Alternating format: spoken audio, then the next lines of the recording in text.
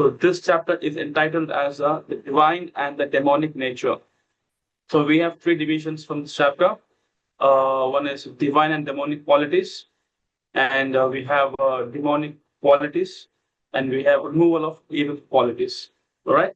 So we'll do a quick review what we have discussed till now. So as far we have completed the two important parts of Bhagavad Gita, chapter 1 to 6, that is Karma Yoga, the yoga of action, and chapter 7 to 12 explains Bhakti Yoga, the yoga of devotion. And then chapter 13, we explain about what is the real wisdom, that we're not this body, we are a soul, and Krishna is a supreme knower. Somebody who knows this, they'll be free from the illusion and get the ultimate liberation. Then in chapter 14, we discuss about the three modes of material nature, how Krishna explains that all of us have been influenced by three modes of material nature: mode of goodness, mode of passion, and mode of ignorance. So we have to transcend, rise above these three modes, and that's possible through devotion to Krishna. And finally, we spoke about chapter 50, that was yesterday's class. We could see how we are all been trapped in this material world like a tree with the deep roots.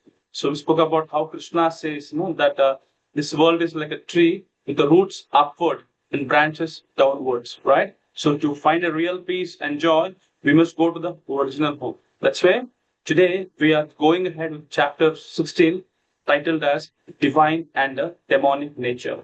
So these are three categories we have, and we have 24 slokas from this chapter.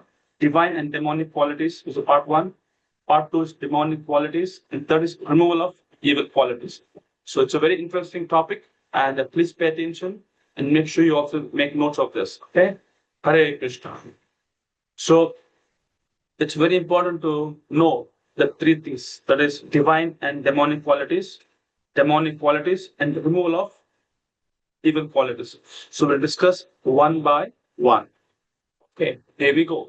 So we all know that there are 26 divine qualities. I'll just read them one by one. It's like fearlessness, purifying the state, spiritual wisdom, charity, self-control, sacrifice, learning the Vedas, penance, simplicity, non-violence, truthfulness, freedom from anger, renunciation, peacefulness, aversion of fault finding, compassion for all living beings, freedom from greed, modesty. So like this, we have totally 26 divine qualities. So we'll just share one of them, and if you go to the verse from chapter 16 from 1 to 3, we'll have all the meaning of these qualities. So fearlessness comes when we have full faith in God. And we have a classic example of Prahlad Maharaj. He had no fear because he had completely trusted Krishna. And if we also have real faith like this, then we also don't need for fear anything, right? And also we could say purifying state. What is it called? We're always trying to purify our hearts, right? We never think I'm already pure. Every day we keep improving ourselves. That is a spiritual progress. And spiritual life, wisdom development. What does it mean? So spiritual life is just not knowing something. It's a It's a deep ocean which make us to keep learning and growing, right? And of course, very important, charity, donation. We should all learn about donation. So in chapter 17, we'll elaborately speak about this, because the donation comes in three categories: donation in Sattva Guna, Rajaguna, and Tamaguna. All right. And of course, we spoke about self-control, very much important, because if our senses are not in control, then we know the example of a horse, right? 5 senses, and the rope is mind, and the passenger is the intelligence. So not intelligence. The driver is the intelligence. The passenger is the soul. So if not able to have control over the rope, then the horse will go haywire, and there will be an accident. So we have to have a control over senses. Then we also spoke about sacrifice. Biggest sacrifice is to attach to God and detach from this material world. And also, why we should study Vedas like the Bhagavad Gita, Bhagavatam, is to make our life simple and more humble. And one point we'll discuss more about here. It's called avoiding fault finding.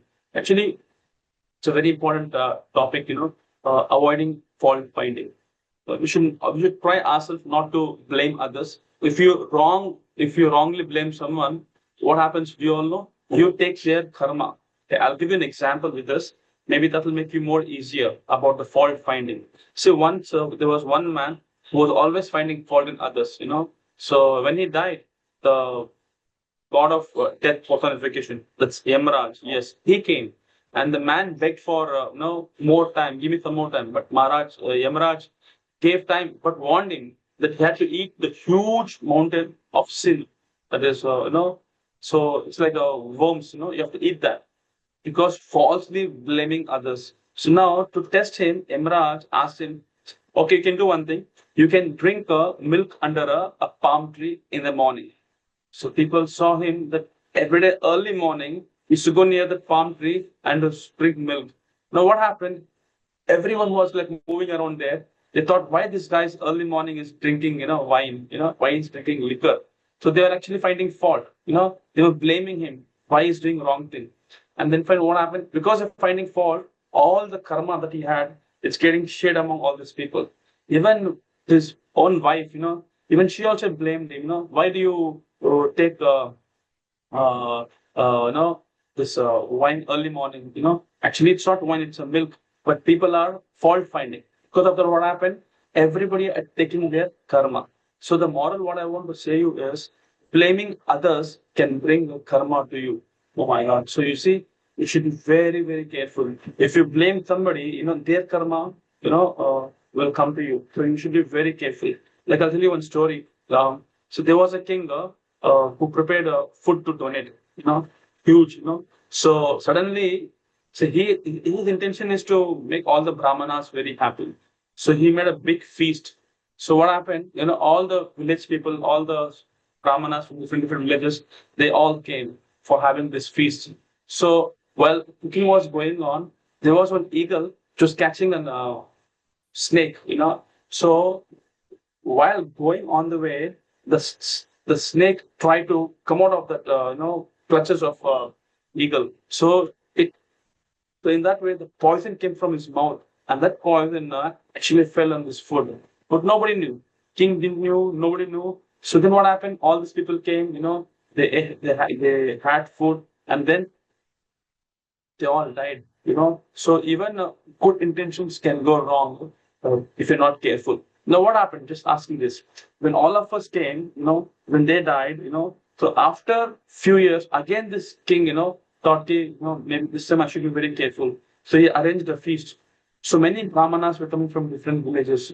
So one old lady said, oh, don't go there, because just few years before, many people went there to have a feast, they all died. Now, because here, even the king also did not do it desperately, putting poison in the food, Nobody will know. But because this old lady, she told her, don't go. Because of that, all of that. Now, even the Emirate was confused whom to give punishment. And finally, they decided punishment should be given to the old lady. Because she's the one who told that last time people came here and they came for the feast, and many of them died because of the poison. But again, the king is inviting because it was not king's fault. Nobody knew that this was happening. But since somebody blamed, this king did this one. So what happened? All the sin of the brahmanas, it came on this old lady. So this is very important to understand. Very important we're going to learn today is to how to develop its divine qualities. Okay, just give me one moment. Yeah. So we have this A, B, C, D. So it says A for association of devotees. It says by associating with the virtuous people, one is prevented from going even to hell, evil ways. Wow. And then it says B, reading the Bhagavad Gita. One can understand the purpose of life by studying the Shastras regularly. C, chanting of the holy name. Constant chanting of the Lord's name removes sins and stabilize the mind. And we have D is A, B, C, D. D is eating prasad. D is diet actually, diet, eating prasad. The mind is purified, clear thoughts are born, and sense are controlled. Now, what exactly does ABCD means? Actually, A is for association. So association plays a very important role in one's own life. I'll give you an example. Just like, if you drop a water on the dosa tawa, what happens? It'll get evaporated. Same if you put a drop of water on the lotus leaf, what happens? It'll slip. But same, if you put a drop of water in the conch, what happens? It turns into a pearl. So the power of association, it's very, very important. Now, let us understand this association through Ramayana. See, we could see in Ayodhya, Kaikeyi deeply loved Rama a lot. Even Rama loved her the most. But due to her bad association with the crooked Mantara, Kaikeyi turned against Rama. In the contrast, we can see even in Lanka also, Vibhishan, though he was a Ravana's brother, he rejected Ravana's evil association. And it shows Rama's side. See, as a result, what happened? Kaikeyi, being a queen, she became Ayodhya's enemy. Whereas Vibhishan, being a servant of Lord Rama, he became the king of Lanka. So the lesson what we can learn from association is that no, our destiny is shaped by associating that we keep. That's why I keep saying association means three things. What is that? There should be a spiritual discussion. There should be a knowledge transmission, and there should be a heart transformation. Right? I'll repeat this. Association means three things. What is that? There should be a spiritual discussion. There should be a knowledge transmission, and there should be a heart transformation. Because if you go to Google, you get a lot of information, but not transformation. So Bhagavad Gita, each pages can make a big difference. That's why I was telling you, Prabhupada, when he was 70 years old, people can't even climb the ladders. But Prabhupada not only made the people climb the ladders, but through ladders, he made them to go to the spiritual world. That's what the glory of Srila Prabhupada. Okay. And now, coming to the reading of Bhagavad Gita. So, since we are having this 18-day session on Bhagavad Gita, we all should take up reading Bhagavad Gita. Why I'm giving, I'll give an example. We all know this example of in Sri Rangam, right? So, a simple South Indian Brahmana, he struggled to read this Bhagavad Gita. He was not even knowing how to hold the Bhagavad Gita. He was holding like this. Was holding like this, not even properly. So, but he kept holding it, and he was weeping, while he was trying to read Bhagavad Gita. So so that time Chaitanya Mahaprabhu, who's Krishna himself, he saw why this person is crying. Maybe he doesn't know to read Bhagavad Gita, or maybe is it because all his friends are making fun of him, or maybe because the Guru has told him to read, but he doesn't know to read. What should be the reason? So Chaitanya Mahaprabhu asked this question to this Brahmana, Srirangam. So he told, that actually I was moved, when I saw that Lord, he has become Arjuna's charioteer. He's become a driver for the Supreme Lord. So seeing that, I was seeing Lord is so merciful, and because of that, I was overwhelmed, and the tears are gliding from my eyes. Seeing this emotion, Lord actually, he embraced him, and he said, "You have understood the whole essence of Bhagavad Gita." That's why I keep saying you, page by page, become a sage. Before you age, escape this cage. So that is what I keep telling you. So now, coming to the C. So we heard about A, association, B, reading Bhagavad Gita, and now coming to C. C is chanting the holy name. So I'll give you an example. Maybe this will help you to understand why we have been stressing from the day one. The chanting is very, very important. See, there was one curious gentleman. He wanted to approach a sadhu, asking about why this chanting is so great. He wanted to know the greatness of chanting the Maha Mantra. That is Hare Krishna, Krishna Krishna, Hare Hare, Hare Rama, Rama Rama, Hare Hare. So this sadhu simply said, you chant and you will be happy. But the man was not so satisfied. He wanted to really understand what is the true value of chanting the Maha Mantra. So noticing this now, what happened? He saw in the streets, people are playing marble, and they are like, chanting Krishna's name. And he saw even people who were like washing clothes, they're chanting Mahamantra's name. So this man got doubt. This name has everybody chanting. What is so important in this? So then he approached Sadhu. And then Sadhu said, okay, you want to know what is the value of this name? So he gave a Kohinoor diamond, actually. And he asked him, to show this to these kids and these people who wash clothes, Dobi. So first thing he went to the kids. kids, when they saw this, diamond, they felt, oh, it's look like a nice marble. They misunderstood. And they started playing with that marble. Thinking that it's a marble, but actually it's not a marble. It's a Kohinoor diamond. And even the washer, when he gave this to that washerman, Dobi, the washerman used it for scrubbing clothes, unaware of the work. So the gentleman was shocked. Oh my God, people don't know the value of this diamond. And then what happened? He returned back to Sadhu. He said, "Oh my God, I realized one thing. They're not able to recognize the value of a diamond. No, then the Sadhu said, if they're not able to recognize the value of diamond, how will they recognize the value of a holy name, which is more precious? So thus, I would say this Hare Krishna Mahamantra is a very divine jewel. It has a power which is beyond the material understanding.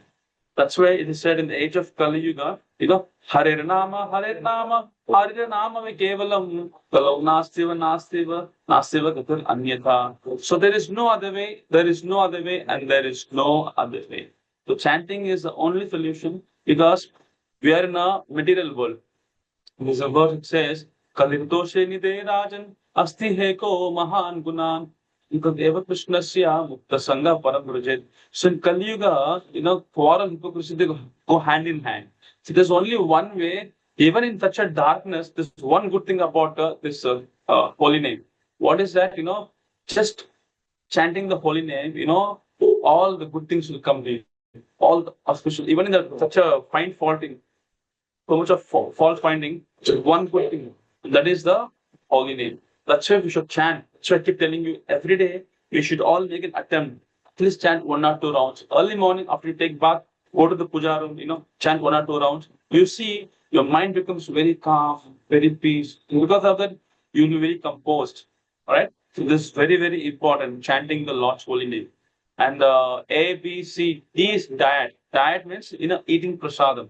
So I've been telling you from day one that whatever we eat, we have to first offer to Lord Sri Krishna. So I'll tell you very wonderful story. Once there was one great acharya. It's called Ramanujacharya. So Ramanujacharya was honoring prasad in nearby Kaveri river. Some atheists, atheists means who don't believe in God. They mocked Ramanujacharya, saying, "This is an ordinary food. So what are you saying? It's prasad." So Ramanujacharya, in response, what he did, he just took a few bit of prasadam and he threw in the water, threw in the river. Miraculously, there were 2 fishes who ate that remnants. They got 4-hand form. Shankar Chakra Gadapam. They got 4-hand form and they rose from that water and they directly ascended towards Vaikuntha, revealing its divine transcendental nature. So this shows that prasadam is not ordinary. It is a spiritual and it's been accepted by the Lord. So there's one of the life incident that happened again in the US. Actually, once a thief, he entered a temple intending to steal, but it was too late. So what happened? So he decided to take rest and also take some prasadam that was just been offered to the deities. So slowly, this person, when he was honoring prasadam, his heart began to change, and even his mind became very calm, very peaceful, and all his desires got fulfilled. And eventually, he gave up stealing, and that person who came to steal prasadam, he became a devotee. So prasadam has a very strong impact. That's why I keep telling you, this is my life experience. When I was in the airport, I was just coming back to Hyderabad. So in the car, some people were coming and begging, they need some money. So I told them, chant Hare Krishna. So they were not able to chant. They're just looking at me, they're not chanting. I said, chant Hare Krishna, not chanting. So then what happened? I gave them some prasadam. I gave them cookies, They took the cookies they were eating, I don't say Hare Krishna. And they sing Hare Krishna. You see, for prasadam, they couldn't chant. But after I gave prasadam, they were chanting Hare Krishna. But that is the power of a prasadam. And it's also important to know some of the demonic qualities. If you read the sloka from 16.4, there are 6 demonic qualities. We have to give it up. What is that? Arrogance, ego, false pride, anger, cruelty, and ignorance. Okay, when I say arrogance, what I mean to say is thinking oneself very superior and trying to refuse to accept the higher truth. Krishna is the supreme. That's called arrogance. When it comes to ego, I keep telling you ego, eject God out, ego, right? Misunderstanding that I'm this body, and trying to misidentify that I'm this body, I'm not the soul, and try to forget God. That's the ego. All right. And then false pride or boasting about all the temporary achievements, forgetting that they were all gifts from the God, You think that I am the doer. Remember, I told you, Krishna said, Nimitre Matena, you just become an instrument. No, that's what Krishna said to Arjuna. So here, if we have a false friend, think I am the doer of everything. Remember, I gave you an example yesterday about the dog, sitting in the throne, saying I'm the boss. Remember, I said you somebody is taking a dog for the ride in the evening, and whenever the dog passes a stool, the guy who's taking he take it clean it in the place. So the dog who's thinking, I am only the boss, because this guy's taking care of me. But actually, it's a false pride, right? So we have to be very careful. And anger, oh my God, a fiery emotion that blinds judgment and destroys peace. If you really want to know, when you get angry, ask someone take a photo of yours, a video of us, see how you look like. You look so horrible. So when you get anger, we tend to become a different personality. So we have to be very careful. And then cruelty, enjoying the suffering of others. You want to take somebody's property, plunder somebody's wealth. That's called cruelty. Just rooted in everyone's heart. So you have to give up the things, and of course, ignorance. Living without knowledge of the soul, God, and life's true purpose. So that we should not be in that ignorance. We should know that that I am a part and parcel of the Supreme Lord. Remember that sloka, Mamaivam Sham Jiva Loka Jiva Bhuta Sanatana? You should know that. That's very important. Okay, now not taking much time, let us chant this sloka. It says, Devi Sampat Mokshaya, Tribandasya Matha, Ma Tuchaha Sambandam Devyam, Abhichetopi Pandava. It says, the transcendental qualities are conducive to liberation, whereas the demonic qualities make for bondage. Do not worry, O son of Pandu, for you are born with the divine qualities. So, what does it mean? It means Krishna is explaining that there are two types of people. Okay, one is the divine nature, one is the demonic nature. So, divine nature, they are very, what do you say? They're very peaceful, they're very good, they have respect, a lot of full of faith, that's a divine nature. And demonic nature, like I am the doer, I know everything, very proud, having that jealousy, angry, I have no respect to God. That's what is called demonic nature. Now here Arjuna is asking to Krishna, it's like, Krishna, what about me? Am I divine or demonic? And Krishna replies, actually, you are born with the divine qualities. Krishna was surprised and asked her, why do you say that? So Krishna explains, look, I've been telling you from the day one that I am the supreme personality of God, and everything comes from me. I am the source of everything. You were patiently listening and trying to understand. That means you have the divine qualities. Because if you were demonic, you would have said, who are you? I'm also great, there would be a kind of argument and fight with me, but you did not do that. You're just listening very carefully, right? So that's why Krishna is saying this sloka that the divine qualities they lead to freedom, liberation, whereas demonic qualities they lead to a bondage where more karma and suffering. That's why Krishna is telling to Arjuna, don't worry, you are a divine, right? We will discuss this sloka. It says, Pravitram cha nivritam cha janana vidur asuraha na socham napi chacharo na satyam teshu vidyate. Those who are demonic do not know what is to be done and what is not to be done. Neither cleanliness nor proper behavior nor truth is found in them. What does it mean? It means actually Krishna is explaining to Arjuna what is demonic people. Now, demonic people, they don't know what is right, what is wrong. They cannot discriminate. They don't care about cleanliness, truth, or good behavior. They just do whatever comes to their mind. Very, very whimsical. So it is said that there are four main bad habits which we have to avoid. That's why it says demonic nature. What are the things that we have to avoid? We keep saying it's called four regulative principles. Meat eating, killing animals. So when you eat, when you kill animals, what happens? You lose the compassion. All right. So meat eating, you should not eat meat. Second, gambling. We all want to earn money in a shortcut way, not by sweating, when that is also not right, illegal. Then intoxication, just to want to get some kind of higher pleasure, you take alcohol and drugs. I mean, that's also very bad. And illicit sex, for getting married only, outside marriage or having a pleasure only. So these all four things we have to be avoided, or else we come into this demonic nature. If someone follows these bad habits, they become more like a demon, a rakshasa, right? So we must follow a good path. What is that? Be very truthful, have purity, self-control, and non-violence. So Krishna says, demonic people always think that life is only for enjoying. Let me just satisfy my senses. So that is what their mindset is. But they're always in anxiety, running behind. Money, money, money, money, money. Right? More pleasure, more desire. So they don't care about doing wrong things. They want to cheat people. They want to take bribe. They'll do everything. Just to get what they want.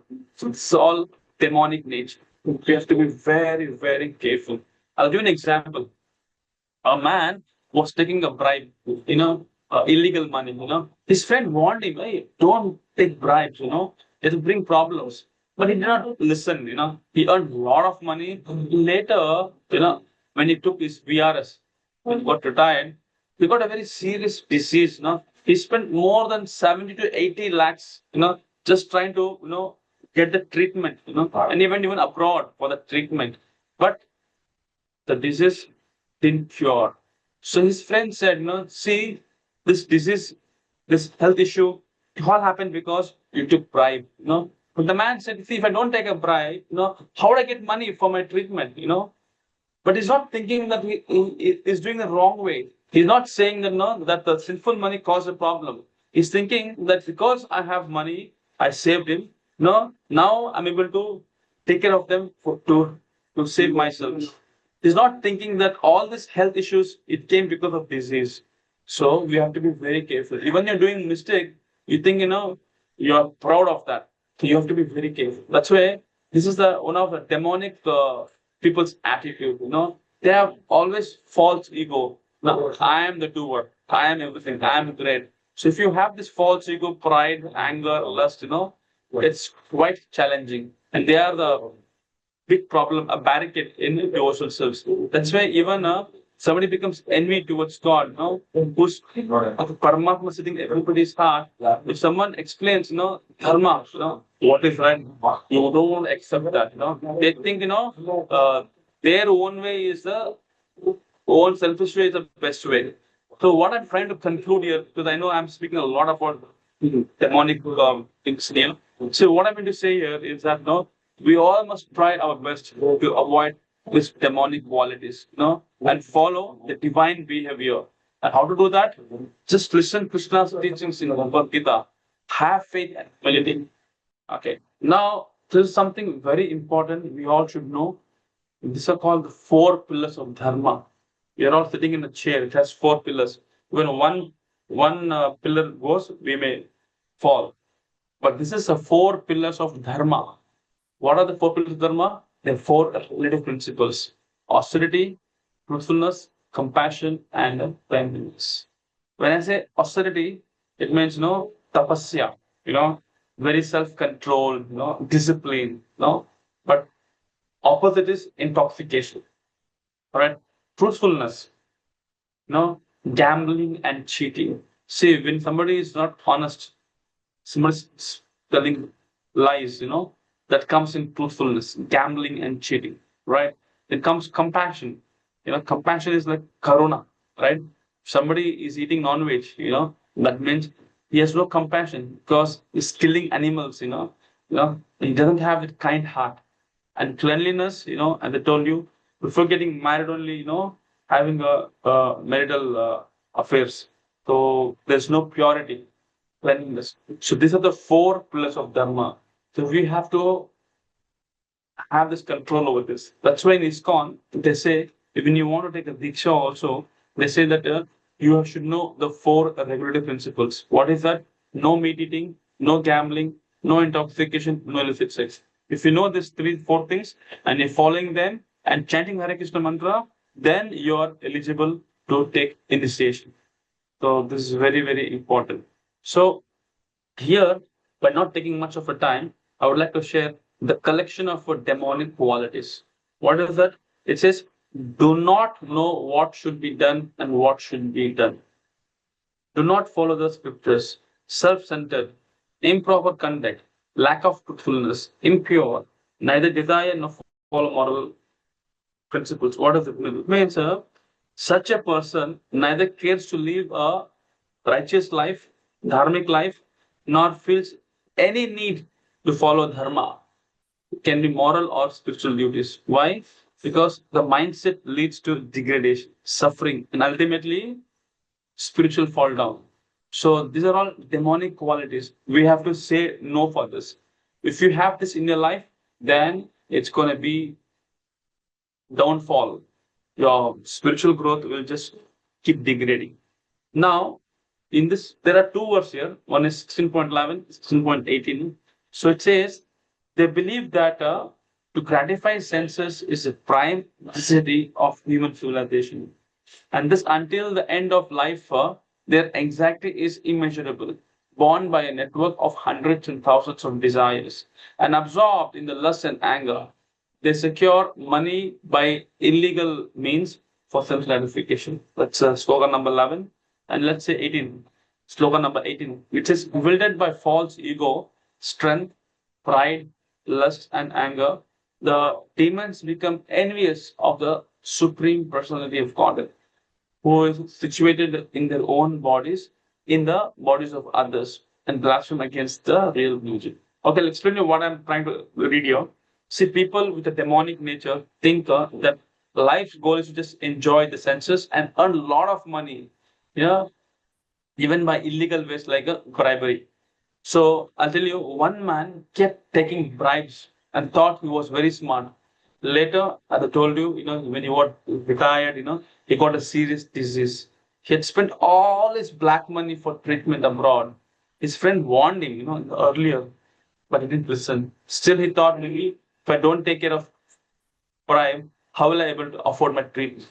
He blamed his situation not on the bribe, but on not having money otherwise. So people doing the wrong thing, but still they think it's the right thing.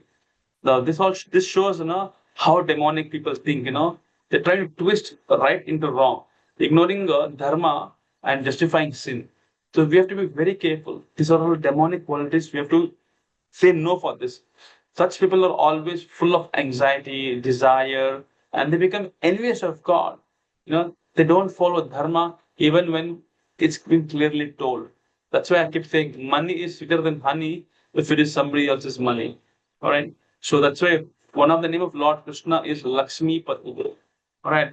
So when you don't want Krishna, Narayana, just want Lakshmi, is it possible? Lakshmi is Chanchala, you know? So wherever there's Narayana, Lakshmi is there. Just like when you go to somebody's house, knock the door, say, I need your wife. How will the husband will feel? He becomes very annoyed.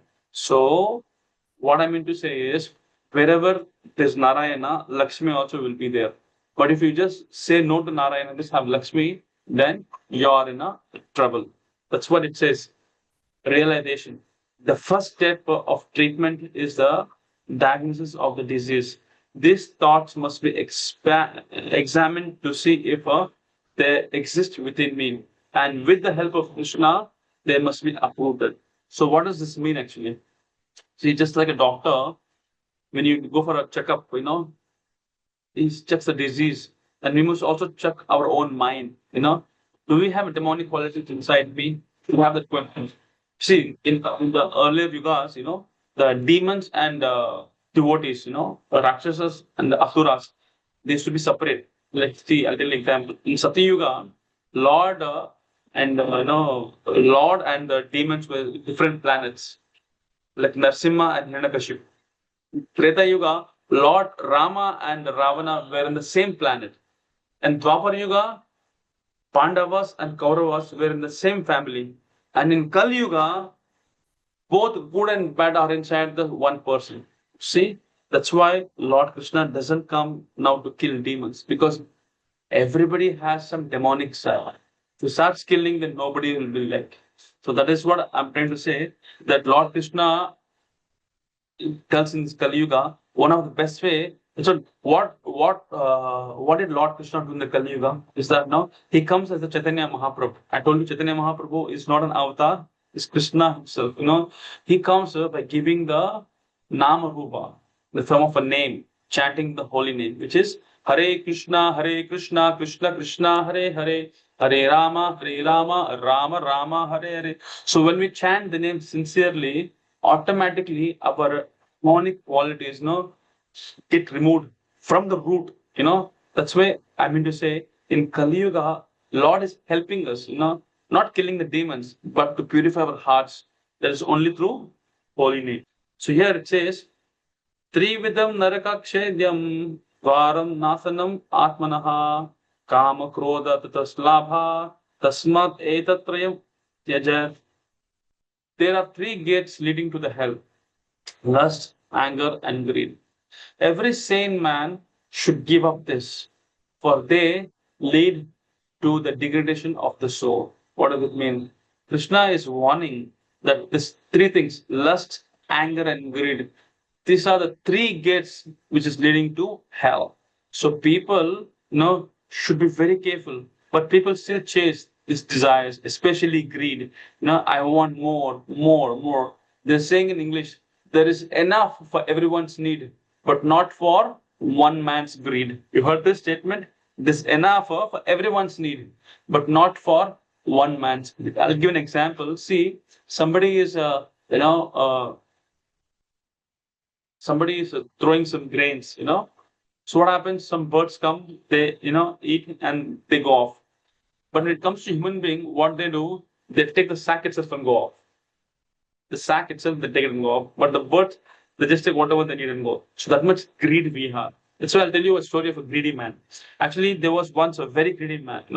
Whenever somebody is asking some donation, he says, not me. You go there, go to that house, go to that house. So, always pointing this one finger to a very generous neighbor house. Say you go to that house, go to that house, go to that house. To say, So he never used to give even 1 rupee also, but kept showing, that maybe there might be there. You go to that house, somebody will give you. Eventually, when he died, he went to Yamaloka in hell. And then he was punished, he was thrown into a boiling hot oil, for being so selfish. But strangely, one of his finger was pasted by sandalwood, sandalwood paste. And the Yama's assistant, Chitragupta, he came and said, "Oh, it's a wrong person actually. We picked up a house number 6, but he's from house number 9. You have to return him back."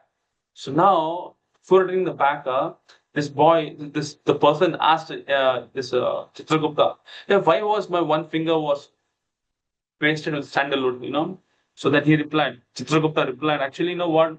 At least you showed some people the way for good donors, and that one act, was a small mercy for you. So now you go back to the earth, and then the person changed, the man changed in a very funny way. You know why? Because if someone comes asking for donation, he is to first show his one finger. Now we thought, instead of pointing one finger, he twisted his whole body, like this, to like this. He was turning like this and just showing like this.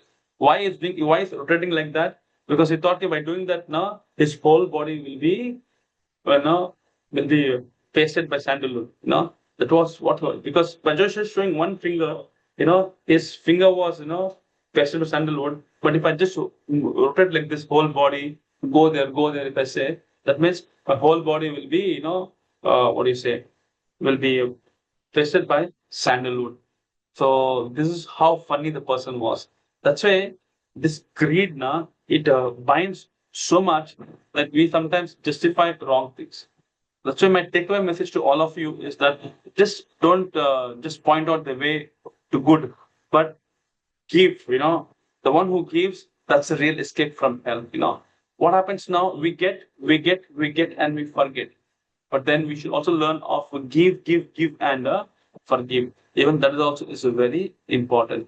Now look at this: three gates to hell: lust, anger, greed. So somebody has these three things: lust, anger, greed. That is shortcut that they're going to hell. I'll give you one pastime. You might be knowing Janak Maharaj, right? So Janak Maharaj is a father of Mother Sita. So when he was going to the spiritual world, he come across a very dangerous hell, and the name of the hell was Raura. Okay, where people have been punished very badly for all these things, lust, anger, greed, people, So when he was passing through that, people were screaming loudly, ah, oh, they was like shouting, and this Janak Maharaj stood there for some time because he felt compassion. And when he stood there, there was a heavy wind breeze that came and touched the body of Janak Maharaj, and then it went towards that hell, Raura. I don't know what happened. There was complete pin drop silence. The hell. Nobody was suffering. And then Yamraj got the WhatsApp message. Oh my God. Nobody is suffering in the hell. What happened?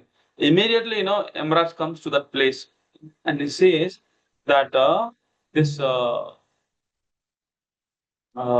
great soul, Janak Maharaj is standing, and because of the breeze touching his body, and it's going towards that side, the breeze is going towards hell. That's why these people are not having the pain. So immediately Yamaraj told Janak Maharaj, please leave this place, because they're all very bad people. They have a lot of demonic qualities in their life, So they did a lot of bad things. Then Janak Maharaj said, "Yeah, but I have compassion. I want to deliver these people. What is best I can do now?"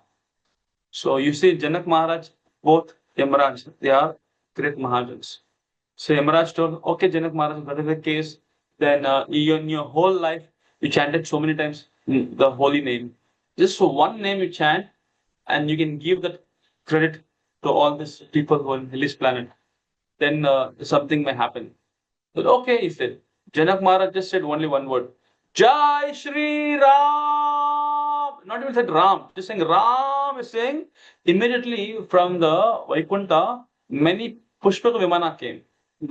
They came and everybody sat, all the people were like Hellish people, were in Hellish planet. They all sat in that boat. Sorry, they sat in that, mansion, Vimana, aeroplane, and they all went to the spiritual world. And the whole hell was empty. Only because, this Janak Maharaj gave that one credit of that name Rama to all these people. Just imagine how powerful is that name Rama. That's why we should chant the Lord's holy name. We don't take it too seriously. We should chant. That's what it says here. यशास्त्रविदम् उत्सृष्ट्य वर्तते काम कर्तः NASA सिद्धम् apnoti na sukam na param gatim. He who discards spiritual injections and acts according to his own whims attains neither perfection nor happiness nor the supreme destination. So we have to accept scriptures, not whatever our mind says whimsically. That is where we're in a great trouble. That's why, here the verse says that tasmat chastaram paramam te karya kare vyavaharisto natva shastra vido nakram karma kartam irahasi arhasi. It says one should therefore understand what is the duty and what is not duty by regulations of the scriptures. Knowing such rules and regulations, one should act so that he may gradually be elevated. So what does it mean? It means, okay, I'll tell you a scenario. Maybe you'll be able to understand. So there was a saint who was giving a 15 days Ramayana discourse. The man sat daily. There's one man who sat daily in front of the row, attending, nodding, listening with full focus.